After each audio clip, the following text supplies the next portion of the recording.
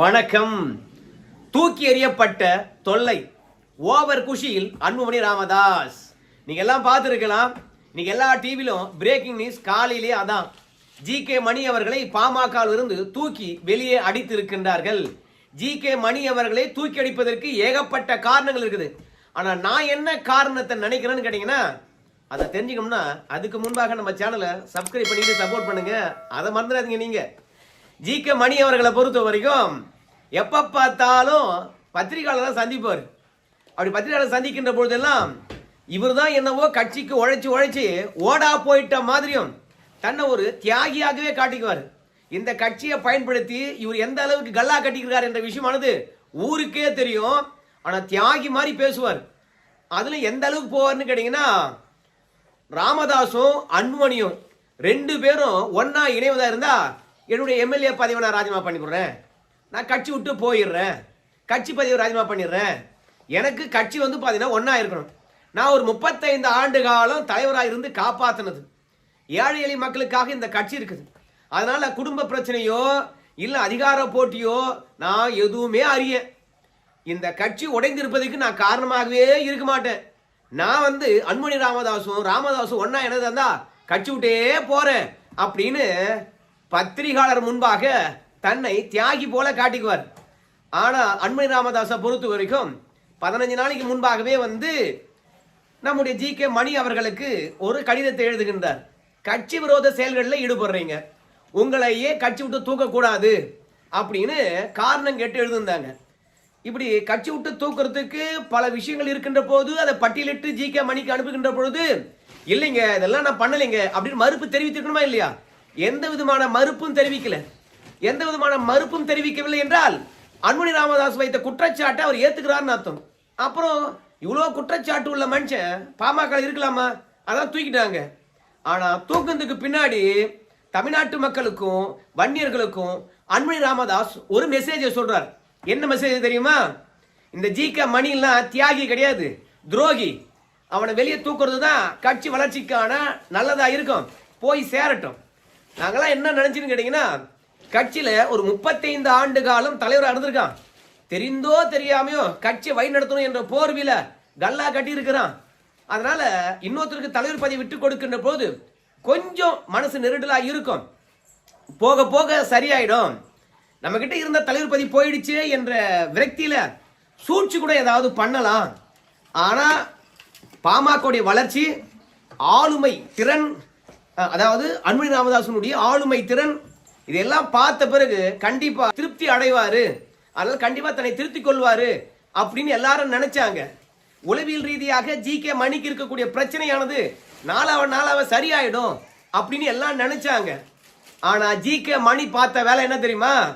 நம்ம கிட்ட இருந்து அன்புமணி ராமதாஸ் பதவியை பிடிங்கிட்டான்ல, நம்ம புள்ளையும் கட்சியில் இருக்கக்கூடாதுன்னு சொல்லிட்டான்ல, அவன் பதவியை பிடுங்குற கட்சியை உடைக்கிறான் பார். அந்த அளவுக்கு அவன் சகுனி வேலை பார்த்துட்டான். பாமக எப்படா 35 ஆண்டு காலம் இருந்தான் அப்படின்னு உங்களுக்கு எல்லாம் எண்ணம் தோன்றும்.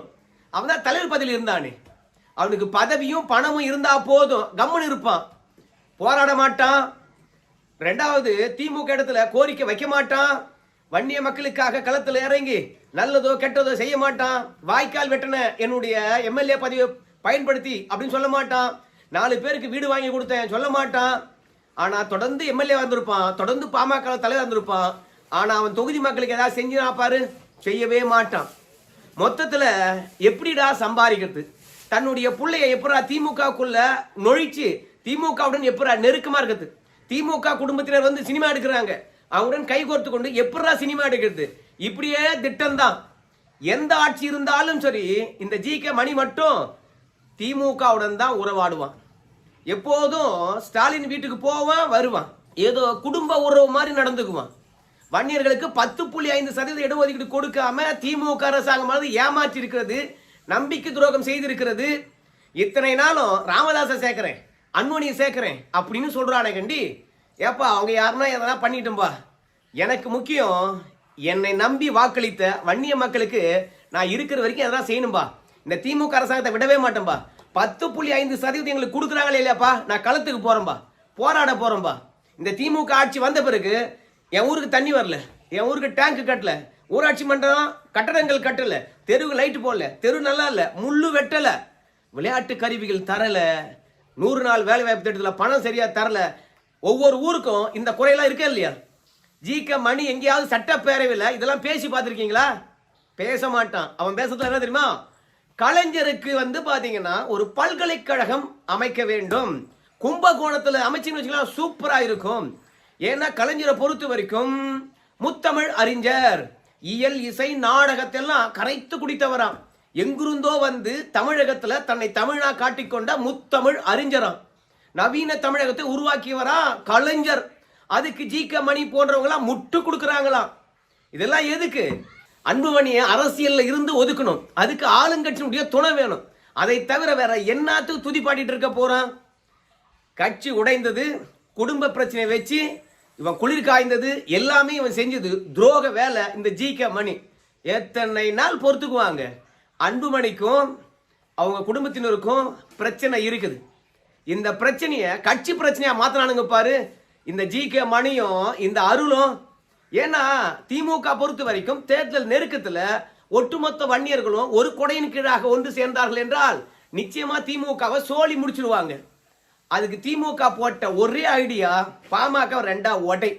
அப்படி ரெண்டா உடைக்கிறதுக்கு வயதாகி போய் மூளை கெட்டு போய் பெத்த புள்ள யாருன்னு தெரியாம, கட்டின பொண்டாட்டி யாருன்னு தெரியாம, குடும்ப பிரச்சனை எப்படி தீர்க்கணும்னு தெரியாம சிக்கி சின்னாபண்ணமாய் இருக்கக்கூடிய ராமதாஸ் கிட்ட போய் வெற்றி வச்சாதான் சரியா இருக்கும் அப்படின்னு சொல்லிட்டு திமுகவுடைய ஐடியாவை ராமதாஸ் காதல ஓதனாங்க. அன்புமணியை பொறுத்த வரைக்கும் இரண்டாவது மனைவிக்கு சில விஷயங்களை வெட்டு கொடுக்கணும்னா அன்புமணியை தலைவர் பதவியிலிருந்து எடுத்துருவேன்னு மிரட்டு, செயல் தலைவராக்கிடுவேன்னு மிரட்டு. ஏன்னா அன்புமணி ராமதாஸை பொறுத்த வரைக்கும் கட்சி மீது உயிரா இருக்கிறார். எப்படியாவது திமுக வீழ்த்தி வன்னியர்களுக்கு இடஒதுக்கீடு பெற்று தந்துவிட வேண்டும் என்று நினைக்கின்றார். ஸோ குடும்ப பிரச்சனையை கட்சிக்குள்ள கொண்டு ஜி.கே. மணியும் சேலத்துல ஏற்கனவே பாமக இருந்து எம்எல்ஏவான அருளும் சூப்பரான திட்டம் போட்டாங்க. அந்த திட்டத்தினுடைய விளைவு பாமக ரெண்டா உடைந்த மாதிரி ஊடகம் பேசிக்கிட்டே இருக்குது. உங்க எல்லாருக்கும் தெரியும், கோலாகல சீனிவாசும் ஜே.வி.சி. ஸ்ரீராம் அவர்களும் ஒரு கருத்து கணிப்பை வட மாவட்டங்கள் எடுத்தாங்க. அந்த வட மாவட்ட ரிசல்ட்டை பொறுத்த வரைக்கும் நான் இன்னும் உங்களுக்கு வெளிப்படுத்தல, நம்ம கிட்ட இருக்குது. அந்த வீடியோ பின்னாடி நான் உங்களுக்கு தரேன். அதுல தகவல் என்ன தெரியுமா? வன்னியர்களை பொறுத்த வரைக்கும் எல்லோரும் அன்புமணி பின்னாடி தான் இருக்கிறாங்க. ஆனால் இந்த டாக்டர் ராமதாஸை பொறுத்த வரைக்கும் கட்சிக்காக உழைச்சிருக்கிறாரு, ஸோ நமக்கு 4 நல்லது பண்ணியிருக்கிறாரு அப்படின்னு நினைக்கக்கூடிய வயதானவர்கள் ராமதாஸ் பின்னாடி இருக்கிறாங்க. ஏன் அங்கே இருக்காங்க தெரியுமா? இவங்களை அன்புமணி ராமதாஸ் ஏற்றுக்கொள்ளலை. ஏன் தெரியுமா? இவங்கெல்லாம் எக்ஸ்ட்ரா லக்கேஜ். ஒரு இளைஞரை போட்டோம்னு வச்சுங்களேன், ஓடி ஆடி உழைப்பான். இவங்கெல்லாம் அதனால அன்புமணி ராமதாஸை பொறுத்த வரைக்கும் கட்சியை வேற இடத்துக்கு கொண்டு போகணும்னு நினைக்கிறார். அன்புமணி ராமதாஸை நீங்க பாத்தீங்கன்னா தெரிஞ்சிருக்கும், ஒரு இடத்துல கூட சாதிய பிரச்சனை பேச மாட்டார். எல்லா மக்களுக்கும் பிரதிநிதித்துவம் இருக்கக்கூடிய சாதிவாரி மக்கள் தொகை கணக்கெடுப்பு எடுக்க சொல்லுவார். அதனால்தான் எல்லா கட்சிகளும் வேறுபாடு இன்றி கூப்பிட்டாரு. திமுக கூட்டணி கட்சிகளை தவிர வேற கட்சிகள் எல்லாம் ஒன்று சேர்த்து போராடினாரு. ஏன்னா நம்ம தமிழகத்துல எத்தனை சாதி எவ்வளவு மக்கள் தொகை கொண்டு இருக்குன்னு தெரியல. கண்மூடித்தனமா இடஒதுக்கீடு அனுபவிச்சுட்டு இருக்கோம். அதனால மக்கள் தொகை அடிப்படையில் அவங்களுக்கு ஏற்ற மாதிரி இடஒதுக்கீடு பிரிச்சு தரணும். அதனால ஒன்னும் மக்கள் தொகையில சாதி அடிப்படையில் கணக்கெடு எடுத்து இடஒதுக்கீடு கொடுங்க, இல்லைன்னா சாதிய தரவுகள் எடுங்க. அவங்களுடைய மக்கள் தொகையினுடைய எண்ணிக்கை என்ன, எண்ணிக்கைக்கு ஏற்றபடிதான் வேலை பெற்றிருக்கின்றார்களா, இப்படி எல்லா தகவலையும் திரட்டுறது தான் புள்ளி விவரங்கள் சாதி அடிப்படையில். இது பஞ்சாயத்து தலைவர் கூட செய்யலாம். ஆனா நம்ம தமிழ்நாட்டு முதலமைச்சருக்கு அதிகாரமே இல்லை என்று சொல்லிட்டு வன்னியர்களுக்கு 10.5% இடஒதுக்கீடு கொடுக்க கூடாது. இந்த 10.5% இடஒதுக்கீடு கொடுத்தோம்னா தென் மாவட்டங்களில் இருக்கக்கூடிய முக்குளத்தூர் சமூகமானது கோபித்துக் கொள்ளும் அப்படின்ற ஒரே காரணத்தினால வன்னியர்களுக்கு வழங்கப்பட்ட இடஒதுக்கீடை கூட உச்ச நீதிமன்றத்தில் போய் சரியான மூத்த வழக்கறிஞரை வச்சு வாதாடாம, உச்ச நீதிமன்றம் கேட்ட புள்ளி விவரங்களை கொடுக்காம அப்படியே சதி பண்ணி அது முடங்கி போயிருக்குது. ஸோ இதை மீட்பதை பற்றி ஜி.கே. மணி ஒரு நாளும் சட்டமன்றத்தில் பேச மாட்டான். அருள் இருக்கான் பாரு எம்எல்ஏ, அவனும் பேச மாட்டான். ஏன்னா ஜி.கே. மணியும் இந்த அருளும் திமுக கிட்ட எந்த அளவுக்கு நெருக்கமா இருக்காங்கன்னு சொல்லிட்டு ஊருக்கே தெரியும். ஸோ கேன்சர் எவனாவது உடலுக்குள்ள வளர வைப்பானா, அனுமதிப்பானா? அந்த மாதிரி தான் இந்த 2 துரோகிகளும். எப்ப பார்த்தாலும் வயதா இருக்கக்கூடிய ராமதாஸ் பின்னாடி போய் உட்காந்துக்கின்னு அன்புமணி ஊழல் பண்ணியிருக்கிறாரு, அந்த வழக்கை விரைவாக விசாரிக்கணும். உண்மையா நல்ல நோக்கம் இருந்தா ராமதாசும் அன்புமணியும் ஒன்னா சேரணும்னா ஏங்க பையன் விஷயங்களை போய் வெளியே சொல்றீங்க? நம்மளுக்குள்ள 1000 இருக்கலாங்க. அட நம்முடைய மதிமுகவுக்கு ஒரு வைகோ பாருங்க, அவங்க பையனுக்காக என்ன பண்றாரு பாருங்க. ஏங்க ஸ்டாலினை பாருங்க, ஸ்டாலினுடைய தன்னுடைய பையனை எப்படி கொண்டு வராரு பாருங்க, தன்னுடைய பேரனை எப்படி கொண்டு வராரு பாருங்க. கலைஞருக்கு இணையாக அரசியல் களத்தில் வெற்றி பெற்று மேலே வந்தவர் துரைமுருகன். அவங்க குடும்பத்திலிருந்து யாரும் பெருசா வந்து பாத்தீங்கன்னா மாநில அளவில் பொறுப்புக்கு வரல. ஆனா உதயநிதி ஸ்டாலினை பொறுத்த வரைக்கும் வந்தாரு இளைஞரணி. அடுத்தது என்னது சட்டமன்றம், அடுத்தது என்ன அமைச்சர், அடுத்தது என்ன துணை முதலமைச்சர். இதுக்கப்புறம் என்னடா இருக்குது? கட்சி ஒட்டுமொத்தமாக அவர்கிட்ட கொடுத்தாச்சு. இப்படி பிள்ளைங்களுக்காக மெனக்கெடுக்கின்ற இந்த காலத்துல நீ என்ன மயிருக்கு வந்து பிள்ளைக்கு எதிராக குற்றச்சாட்டு வச்சிருக்க? புள்ளியே இல்லைன்னு சொல்றது, என்னுடைய பெயரை பயன்படுத்தக்கூடாதுன்றது, எதனா ஒரு அறிவாளி இந்த மாதிரி பேசுவானா சொல்லு? 1000 தான் இருந்தாலும் மகன் அரசியல் களத்துல உனக்கு பின்னாடி இருந்து கட்சி ஒரு தூரம் தூக்கி நிறுத்தினது அன்புமணி ராமதாஸ் தான். அன்புமணி ராமதாஸை பொறுத்த வரைக்கும் இன்னைக்கு பாமகவுடைய அடையாளமா இருக்கின்றார். தேர்தல் ஆணையமானது அவரை தலைவராக அங்கீகாரம் பண்ணியிருக்குது. ஆனா இந்த ஜி.கே. மணியை பொறுத்த வரைக்கும் தூக்கி எரிஞ்சிட்டாங்கல்ல, அதை பற்றி ஏதாவது பேசுவா என்பதற்காக 2 மணி வரைக்கும் வெயிட் பண்ண. வாயை திறக்கலையே படவா, அமைதியா இருக்கிறான். அப்படியே வாயை திறந்தாங்கன்னு வச்சுங்களேன், செய்தியாளர்கள் வாயிலே குத்துவாங்க. நீ தானே 2 பேரும் ஒன்னா, ஆனா நான் வெளியே போறேன்னு. இப்ப நீ வெளியே போறதுக்கு முன்னாடி அவங்களே தூக்கி போட்டாங்க வெளியே. போய் எங்க அம்முன்னு ஏன் லபோதுபான்னு கத்துற அப்படின்னு கேட்பாங்க.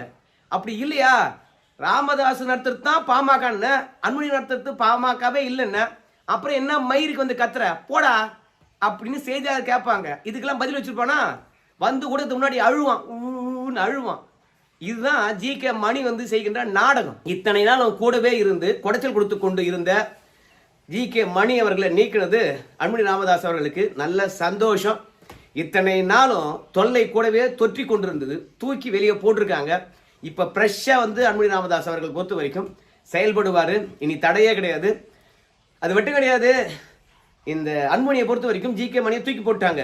இனிமேலும் தொல்லை தீர்ந்துருமான்னு கேட்டீங்கன்னா தொல்லை தீர்வதற்கான வாய்ப்பு கிடையாது. இனிமே தான் ரொம்ப அக்ரிசிவா செயல்படுவானுங்க. ஏன்னா அன்புமணியை வந்து நம்மளை கட்சி விட்டு நீக்கிட்டோம், அதுக்கு பிறகு பாரு அவனுக்கு என்ன பண்ற வேட்டு வைக்கிறேன்னு சொல்லிவிட்டு திமுகவினுடைய ஒத்துழைப்புல இனிமே நடக்க போறது அத்தனையும் அன்புமணிக்கு சோதனையா தான் இருக்கும். ஆனா சோதனையை கூட எதிர்கொண்டுடலாம், ஆனா துரோகியை கூட வச்சுக்கிட்டு அந்த சோதனையை எதிர்கொள்ள முடியாது. தூக்கி போட்டதுல பெரும் மகிழ்ச்சி. இப்போ பாமகவில் ஒரு பிளவு இருக்குது அப்படின்னு காட்டணுன்றதுக்காகவே வந்து பாத்தீங்கன்னா வருகிற 29ஆம் தேதி சேலத்துல செயற்குழு பொதுக்குழுவை கூட்ட போறாரா யாரு? நம்ம ராமதாஸ்.